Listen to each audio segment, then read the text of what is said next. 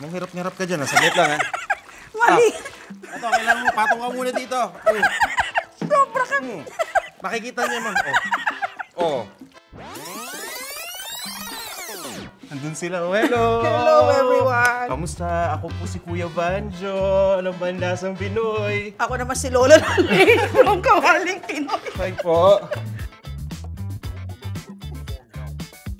Ay, paano ka And this is Maggi Sarap Sustansya! So, una nating lulutuin is chicken adobo, of course. Uy, wow, ang sarap niyan. O tara, ipisan natin. Okay. Ano? Sino ba Ba't nakatingin ka magluluto sa akin? Akala ko ikaw magluluto. Hindi, ikaw eh. Mas Ako ba? magaling ka. Alam ko po. Actually, itong chicken adobo natin, sobrang dali lang. Yes. Lalo na kung kulang ka sa oras Oo. at gusto mo mag-meal planning, di ba? So, ang una natin ilalagay is, of course, garlic, no? Garlic, of course. Ang ginagawa ko dito, pinagsasama-sama ko lang yung mga ingredients. Tapos, ito nga yung mga usual sa adobo, no? Meron tayo ditong suka. So, mga sabihin natin na mga 2:1. Ito na, ang ating Maggi Magic Chicken Cubes. So, itong Maggi Magic Chicken Cubes, actually, yung pinagsama ng sarap nung meaty chicken nandito na, tapos may linanong pato ng magic sarap. Ang maganda dito, kapag na-crumble na natin at naging powder na, parang chicken powder yung dating, di ba? Talagang manunuot kagad yung lasa dito sa chicken. And ngayon nga, magdadagdag lang tayo, Miss Lane, ng konting tubig. Konti lang. Pwede natin dagdagan mamaya, di ba? Yes. Ayan. Then, ito na. Mamaya na natin haluin. Sabi mo nga, huwag mo nang haluin eh, no? Turn on na natin yung heat. Tapos magkwentuhan muna tayo kasi papakuluan na natin yan. Tapos mamaya na natin haluin. Babantayan na lang natin. Okay. So, ano ba yung chismis ngayon? Ikaw mauna. Ano ba yung Oo, pinagkakaabalahan mong program ngayon? Naku, meron akong Marami kang projects, I hear. Meron akong sarap sustansya advocacy. Ang gusto natin mangyari dito is garden to table na, na kumbaga lifestyle. Kumbaga, magtatanim ka ng sarili mong gulay para yung gagamitin mo sa pagluto. Kasi di ba nutrition month, saktong-sakto. Sakto, No? Nutrition month or kahit na hindi nutrition month, kailangan natin ng nutrisyon sa ating katawan. For now, itong adobo natin kasi mahihain. Matagal. Oo, hindi kumukulo. Paano? Alam mo, paano hindi kumukulo? Eh, paano ka kukulo? Hindi pa pala.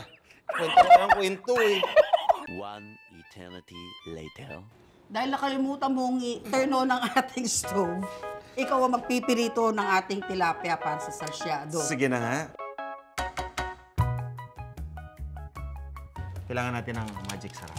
Pagkalagay mo lang ng magic sarap sa ibabaw, pabayaan mo muna para ma-absorb ng magic sarap yung moisture ng fish. Pero ito na nga yung mantika, Miss Lane. So, nire-release ko yung mantika kahit mga siguro twice. Depende doon sa pagkaka-prito natin. Prito mo rin, ano? Uy, babalikan ko lang yung adobo, ah. Oh, just to make sure. Kasi kumulo na siya eh. Talagang sigurado, guys, nuknukan to ng sarap. Yes. Natutunan ko sa kaka-explore dito sa Magic Sarap na nakakatulong din pala, Miss Lane, para magpaluto ng isda. Oh, so hindi lang masarap, kundi crispy pa. So, taste and texture, ha? Yes. So, dapat bumubula sa gilid yung stick. Paborito ko talaga to sa sarsyadong isda. Oo. Kasi nga, alam niyo yun, ang daling gawin.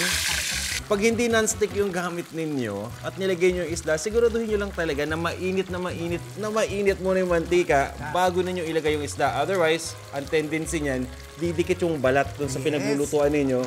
Tapos hindi nyo na matatanggal, hindi nyo mababaliktad. Mahirapan na kayo. Pag nagmamadali ako, gusto ko maluto ng even. Parang dini-deep fry mo, nakatilt lang isang side ng ganyan. Di ba? O yan, so tuloy lang natin yung pagprito. Check ko lang itong chicken adobo natin. Ang gusto natin dito, ituloy lang yung pagluto, papareduce lang natin yung sauce. Talagang nanunuot na dito yung linamnam eh. So yan, yung isda na nahimik na. So, pwede kasing tong lang yung gamitin ninyo. Pero kapag medyo malaki yung fish, medyo challenging siya kasi baka masira eh. Hindi nyo yung gagamitin yung tong as a tong, parang support lang sa ilalim. O yan o, Miss Lane, malapit na maluto. Oo nga, ang lutong-luto na, napakaganda. Mong hirap-hirap ka dyan, saglit lang ha. Mali! Ito, kailangan mo, patong ka muna dito. Sobra ka! Makikita niya man. Diba? Para ako supervisor mo eh. Diba? Oo, I think okay na to. Yeah, perfect na yan. Yung oil, babawasan natin to. So, sige, pagdating sa sauce, magigisa lang tayo ng bawang, sibuyas, at kamatis. Una natin yung sibuyas. Yes. hindi na nila kailangan na maghugas ng pan, no? Yung pinagpirituhan, Oo, they can use that. lasa. Kasi lahat yan ng mga brown beets na ganyan, that means a Yes. lot of flavor. Then yung bawang naman. Pag ang gusto mo bawang yung lasa, bawang yung uunahin mo para yun yung, kumbaga, matusta, diba? Next is, yan na. Tomatoes. Ayun pala, may papagawa ko sa inyo. Pwede Oo. bang pakibit na lang Anin yung ko egg? na, oo nga eh. Ayan. So, pag nagsasarsyado ako, ma'am, sinisigurado ko talaga na yung kamatis, talagang malambot na malambot. Yes. Babalikan ko naman yung adobo natin. Okay. Kasi ang ginagawa ko naman sa adobo, Ma'am Lane, iniikot-ikot ko lang para naman magpantay yung kulay. Okay. Yes. Yan ang kagandahan dito sa chicken adobo natin. Pwedeng hindi na kayo maglagay ng tubig. Pabayaan nyo lang muna yung soy sauce and yung vinegar na nilagay ninyo. Interesting way. Takpan nyo lang. Yung juice mismo from the chicken yung magpapalambot.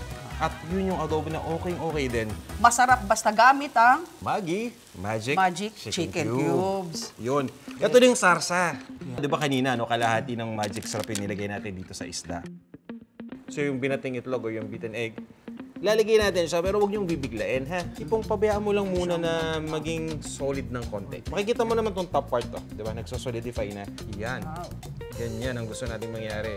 Ito na yung pampasarap dito. Yung kalahati ng magic sarap natin, dito na ngayon natin ilalagay. Okay. Parang nafe-feel mo yung Oo, magic, diba? di ba? Talagang magic eh. Oo, Kahit oo. mag-isa nga ako sa kitchen, Parang kaya ang ginagawa ko. abracadabra. Para akong nagda-dust ng magic Oo, diba? sa aking pagkain. Parang diba? fairy dust eh. Yes. Ayun. Ilalagay mo yung isda dito, papakuluan mo with the sauce kasi yung lasa ng isda kakapit dito sa sauce eh. So yan, ganyan lang. Tapos, ililipat na natin ngayon dito sa lalagyan. So ito na. Lagay na natin yung sauce.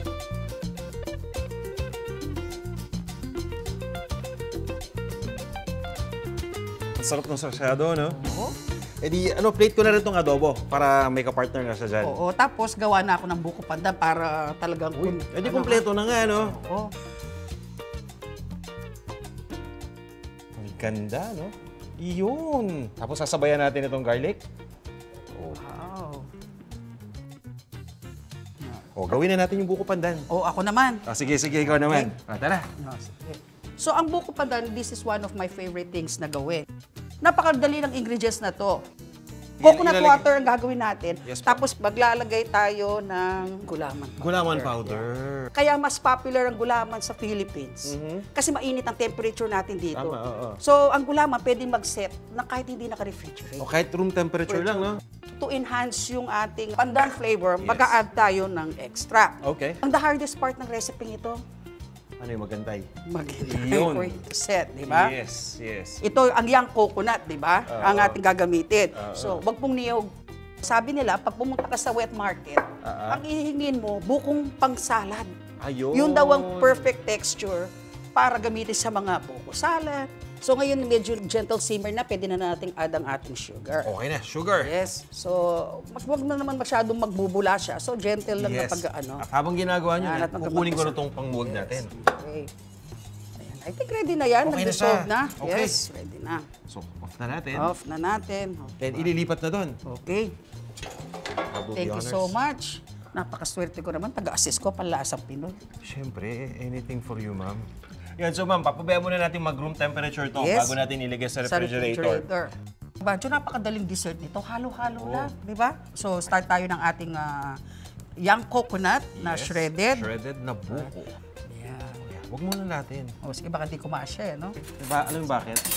Aapaw. Kasi lalagyan pa natin ng ating cream. Kaya para habang nagagawa kayo, Kumakain ka na. tama nga yung sabi ninyo kahit nasa room temperature, ayun, no? Oh. Hindi nag-ano, ano? Kita nyo, wobbly. So, ikat lang natin ito cubes, ano? Start natin sila. Para even ang ating mga cubes. Kung gusto ninyong ma-appreciate ng mga kids, kung meron kayong cookie cutter na maliliit, gamitin nyo. Yes, napakagandang idea niyan. So, yan, i-break lang apart lang natin ng konti. Ay, Sige. Ay, natapon. nabuhay po kasi siya. Yan. Walang nasasayang sa... Direct, pwedeng cut muna at medyo nag-uumapaw. Hindi daw. Hindi daw pwede. Oo. Direk naman! Nasaan na po yung bowl? Uy! Oh my God! Ito na. Galing mo talaga. Lipat natin lahat, ma'am. So, okay. As I've said, mas masarap kung may kaong, kung may nata de coco, mini Yes. sago. Enjoy na enjoy yung mga kids sa mga maliliit na sago, di Opo. ba? So, ilalagay na natin ang ating Nestle cream. Nestle all-purpose Bata pa tayo, cream. bata pa tayo.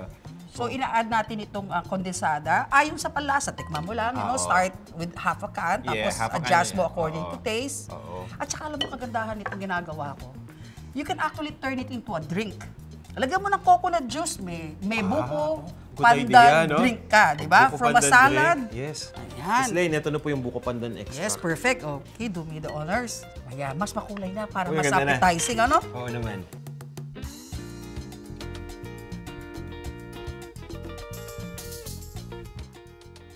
O, tara, tikman na natin, eh. Okay, so ano uunahin natin? Adobo muna. Okay. Ito na kukuha sa kinuhaan mo. Tsaka may sauce, eh. Perfect ang pagkaluto mo. Ito yung chicken adobo na para sa akin yung pinaka-tradisyonal. Talagang nanunuot yung linamnam, eh. Considering napakadali ng steps, no? Oo, diba? Para to get all that flavor, no? And next naman, ang tilapia natin na sarsyado. On the Masustansya, side. masarap, murang gawin actually, at madali, ano? The best. The best. Mahilig pa naman ako sa isda. This is perfect talaga. At siksik pa sa sustansya. Yes. Sobrang simple, pero masarap. Pero ang pinaka-hinihintay ko actually yung... Alam ko naman, eh. Tara na. Okay. Perfect finish sa masarap na dinner, no? Iba talaga kapag home-cooked meals, guys. Thank you so much and looking forward to more More collaborations more in the cooking future. together. Yes. Thank you. Cheers to that, guys. Thank you everyone for joining us today. Kain na tayo?